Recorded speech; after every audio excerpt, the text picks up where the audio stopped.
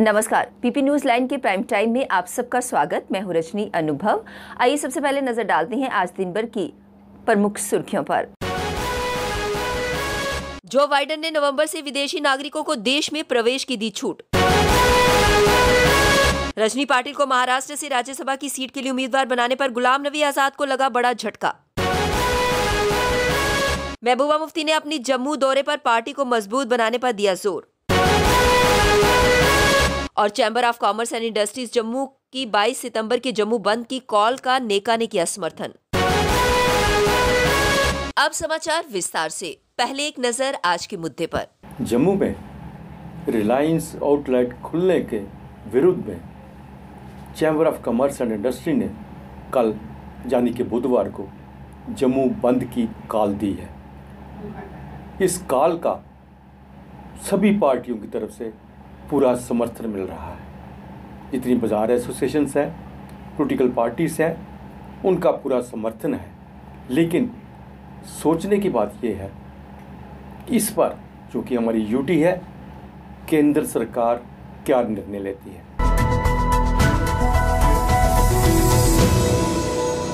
America के राष्ट्रपति Joe Biden corona महामारी के चलते विदेशी नागरिकों को देश में प्रवेश पर लगी पाबंदी में नवंबर में छूट देने जा रहे हैं।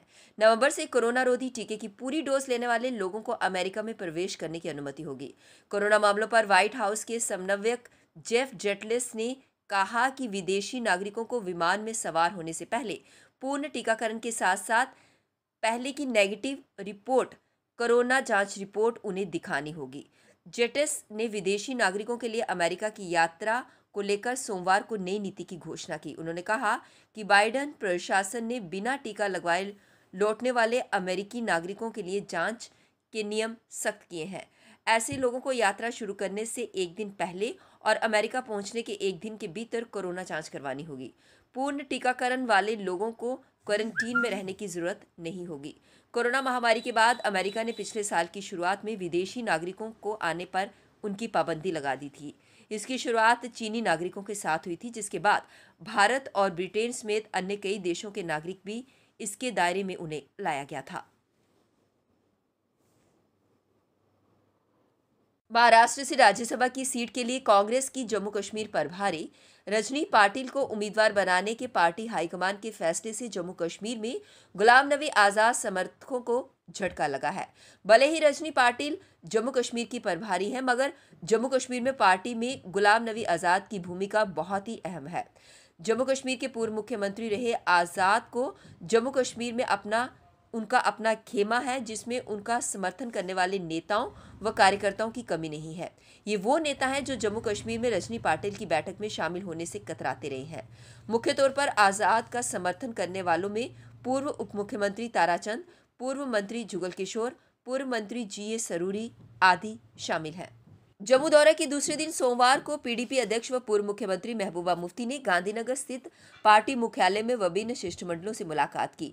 उन्होंने पार्टी कैडर से पार्टी को मजबूत बनाने के लिए उचित प्रयास करने पर भी जोर दिया। इसके साथ सदस्यता अभियान, संगठनात्मक संरचना, युवा निकायों पर ध्यान केंद्रित और पार्टी के जमीनी स्तर के ढांचे को प्रभावी बनाने और पार्टी मामलों पर चर्चा की गई। महबूबा आज भी जम्मू में रहेंगी। महबूबा से मिले विभिन्न शिष्टमंडलों में कश्मीरी विस्थापित सेल के शिष्टमंडल ने शहीद के नेतृत्व में मुलाकात की। इसी तरह चिनाब से आविस चौधरी, खनन क्षेत्र से प्रताप सिंह, ट्रैक्टर एसोसिएशन से आरिफ हुसैन ने मुलाकात कर मौजूदा परिदृश्य की जानकारी दी। इस दौरान महबूबा ने समुदायों को उचित प्रतिनिधित्व सुनिश्चित करने के लिए मूल निकाय के जनजातीय प्रकोष्ठ और पहाड़ी प्रकोष्ठ के गठन को मंजूरी दी गई। Chamber of commerce and industries Jammu के 22 सितंबर के जम्मू बंद के कॉल को नेका ने समर्थन दिया है। शेर कश्मीर भवन से जारी पार्टी के आधिकारिक बयान में ये कहा गया है कि व्यापार वाणिज्य के साथ एकजुट है और जम्मू कश्मीर के हितों की रक्षा के लिए हमेशा खड़ी है।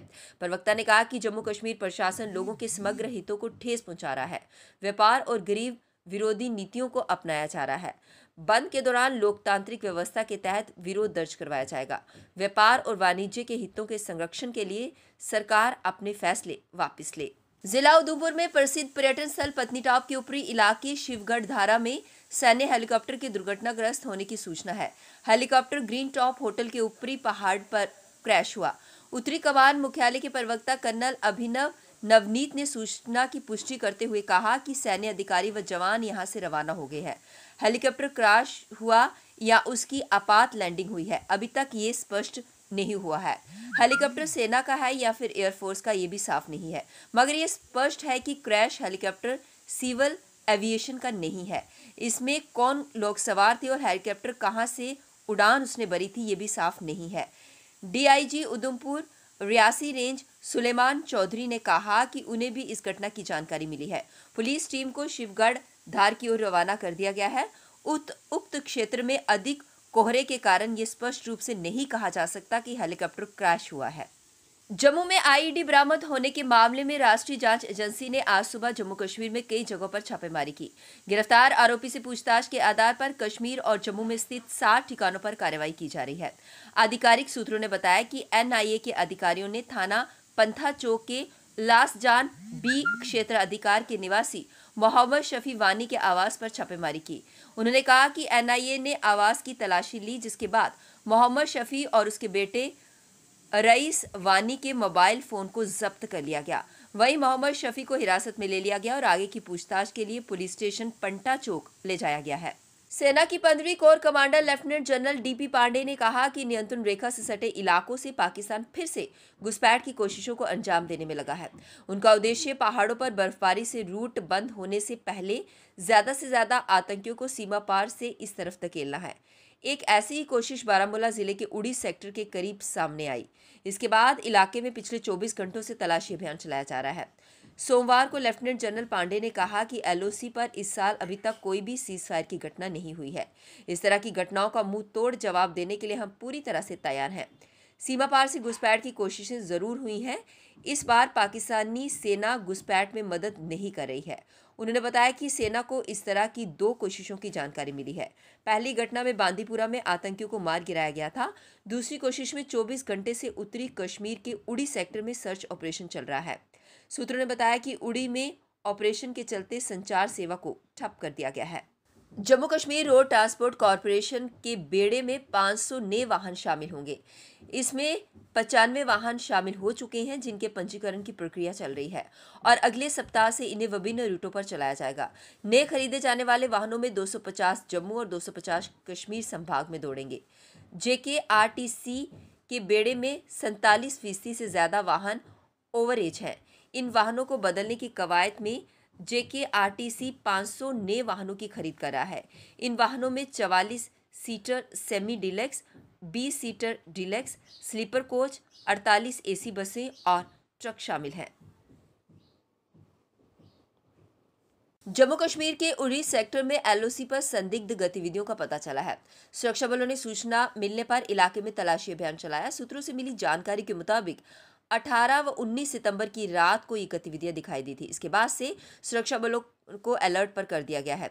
वहीं बारामूला में एलओसी से आतंकियों ने कश्मीर में घुसपैठ करने की नापाक कोशिश की है।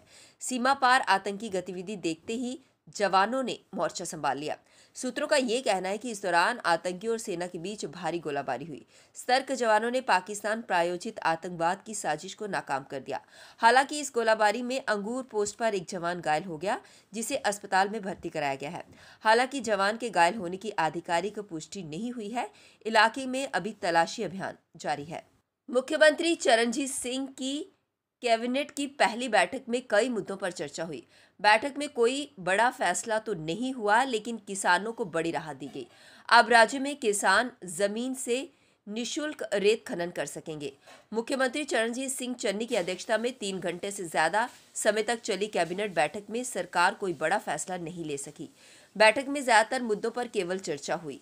हालांकि पंजाब कांग्रेस अध्यक्ष नवजोत सिंह सिद्धू ने सोमवार शाम को ये दावा किया था कि निजी थर्मल प्लांटों के साथ किए गए समझौतों, रेत माफिया और शराब माफिया आदि को खत्म करने के लिए बड़े फैसले लिए जाएंगे। बैठक में 2 अक्टूबर को महात्मा गांधी के जन्मदिवस पर गरीब समर्थकीय प्रयासों की शुरुआत करने का ऐलान किया गया। सुरक्षा बलों की सतर्कता ने एक बार फिर से कश्मीर में बड़े हमले को नाकाम बना दिया। आतंकियों ने श्रीनगर एयरपोर्ट के पास बड़े बम धमाके की योजना बनाई थी। इसके लिए उन्होंने एयरपोर्ट के पास ही गोगो गली में स्टील के बने डिब्बे में आईईडी भी लगा रखी थी। परंतु सुरक्षा बलों ने समय रहते न सिर्फ इस आईईडी का पता लगाया, बल्कि बम निष्क्रिय दस्ते की मदद से इसे नकारा कर दिया। पुलिस ने बताया कि मध्य कश्मीर के जिले बडगाम में एयरपोर्ट रोड के हुमहामा इलाके में सुरक्षा बलों को मंगलवार सुबह इलाके में गश्त लगाते हुए एक इम्प्रोवाइज्ड एक्सप्लोसिव डिवाइस दिखा। हुमहामा इलाके में गोगो गली के पास लगभग 6 किलोग्राम वजन के स्टील कंटेनर में लगाए गए आईईडी के पता चलते ही सुरक्षा बलों ने इलाके को सील कर दिया। अब वक्त हो चला एक ब्रेक का, मिलते हैं ब्रेक के बाद। मजबूती की पहचान ACC cement, messrs Bishandas Jaswal and sons, authorised stockist, ACC cement, 45 transport Nagar, Jammu. Break के बाद बढ़ते हैं अगली बड़ी खबर की तरफ। Chamber of commerce and industries की 22 सितंबर को लेकर बंद के आह्वान का अपनी पार्टी ने भी समर्थन किया। उन्होंने विरोध जताते हुए कहा कि सरकार जो रिलायंस स्टोर खोलने जा रही है उसे नहीं खोला जाना चाहिए, क्योंकि इससे दुकानदारों को काफी नुकसान होगा। और हम ये गवर्नमेंट की कोई पॉलिसी नहीं है, ये गवर्नमेंट की पॉलिसी JNK के अगेंस्ट है। इसके लिए अपनी ट्रेड यूनियन, अपनी पार्टी की ये पूरी मजम्मत करती है और हम गवर्नमेंट से अपील करते हैं कि इस ट्रेड को बंद करने की कोशिश ना करें। रिलायंस स्टोर जो है ये बंद कीजिए। हर्षदेव सिंह की अगुवाई में पैंथर्स पार्टी ने आज काले झंडे लेकर भाजपा विरोधी नारे लगाए और उनकी नीतियों को गलत ठहराते हुए कुछ मुख्य मांगे रखी। उन्होंने कहा कि सरकार हर बार जम्मू के कश्मीर के लोगों को झूठा आश्वासन देती है और उसके बाद वो मुद्दे वहां के वहीं रह जाते हैं। आज तक इन मसलों का हल नहीं हुआ। उन्होंने कुछ अन्य मांगे रखकर काले झंडे लेकर विरोध किया। हमारी स्टेट हमसे छीन ली गई, एक झटके में स्टेट को डिमोट करके यूनियन टेरिटरी बना दिया गया। 2 सालों से ये लोग बार बार कह रहे हैं कि रियासत का दर्जा वापस लिया जाएगा, लेकिन 70 मंत्री यहाँ आए हैं। हम कहना चाहते हैं कि वो जनता को क्या जवाब देना चाहते हैं कि 2 साल से ज्यादा होने के बाद भी हमारी रियासत का दर्जा हमें वापस नहीं मिला है, हमें डिमोट कर दिया गया है। इस दुनिया में कौन शख्स होगा जो अपनी डिमोशन के ऊपर खुश होता होगा? और ये मंत्री लोग कहते हैं और यूनियन टेरिटरी के जो इनके फंक्शनरीज हैं वो ये कहते हैं कि अब यूनियन टेरिटरी बनने के ऊपर हम 1 हफ्ते का जश्न मनाने जा रहे हैं। ये लोगों के बाड़ीदार संघर्ष कमेटी द्वारा आज एक प्रेस कॉन्फ्रेंस को संबोधित किया गया। उन्होंने कहा कि वैष्णो देवी मंदिर समेत हिंदू मंदिर गवर्नमेंट कंट्रोल से बाहर किए जाने चाहिए और इसमें VIP कल्चर को जो बढ़ावा दिया जाता है उस पर भी रोक लगाई जानी चाहिए और इसके साथ साथ श्राइन बोर्ड द्वारा जो पैसे का मिसयूज किया जाता है इसका भी हिसाब रखा जाना चाहिए। इसी को लेकर उन्होंने प्रेस कॉन्फ्रेंस को संबोधित किया। दर्शन भी नहीं हो रहे हैं और मैं बताना चाहता हूं कि भक्तों द्वारा मंदिर में चढ़ाए गए पैसे से बना हुआ नारायणा हॉस्पिटल जो कि आउटसोर्स करके इन्होंने प्राइवेट कंपनी को दे दिया और लाखों के हिसाब से वहाँ पर बिल लेकर लोगों को लूटा जा रहा है, जबकि होना ऐसा चाहिए था कि मंदिर में चढ़ाए हुए पैसे द्वारा बनाया गया हॉस्पिटल चैरिटी हॉस्पिटल होना चाहिए था, वहाँ पे गरीब लोगों का फ्री ऑफ कास्ट इलाज होना चाहिए था। लेकिन श्राइन बोर्ड जो है सिर्फ बिजनेस चलाता जा रहा है और आस्था को वहाँ पे ख़त्म करता जा रहा है। ये एक बहुत बड़ा चिंता का कारण है। जम्मू कश्मीर फेडरेशन की तरफ से आज प्रेस कॉन्फ्रेंस को संबोधित किया गया। उनका ये कहना था कि उपराज्यपाल ने पैरामेडिकल और डॉक्टर्स को इंसेंटिव देने का जो ऐलान किया था उसका वे स्वागत करते हैं, लेकिन इसे अभी तक इम्प्लीमेंट नहीं किया गया। उन्होंने कहा कि ये सभी ऑर्डर उनके ठंडे बस्ते में चले गए हैं। उन्होंने ये भी मांग रखी कि सिर्फ डॉक्टर्स और पैरामेडिकल को नहीं बल्कि सफाई कर्मचारी से लेकर सबको ये इंसेंटिव मिलना चाहिए ताकि जिन्होंने कोरोना काल के दौरान अपनी नौकरी ईमानदारी से की है उन्हें ये इंसेंटिव दिए जाने चाहिए। इसी को लेकर उन्होंने प्रेस कॉन्फ्रेंस को संबोधित किया। अगर गवर्नर का ऑर्डर जो है इम्प्लीमेंट नहीं होता तो बाकी अफसर का क्या हाल होगा? इसलिए मैं आपके माध्यम से ये एक अपील करता हूँ, एक तो ये ऑर्डर जो है लेटर, दूसरा जो है कि सफाई कर्मचारी से लेकर ऊपर तक सबको जो है ये इंसेंटिव मिलना चाहिए ताकि जो ईमानदारी से आज तक वो 2 सालों के लगातार कोविड-19 में काम कर रहे हैं आगे भी वो ईमानदारी से काम करें। PP न्यूज़ लाइन के प्राइम टाइम के आज के इस अंक में बस इतना ही। मुझे और मेरी पूरी टीम को दीजिए इजाजत और आप देखते रहिए PP न्यूज़ लाइन। नमस्कार।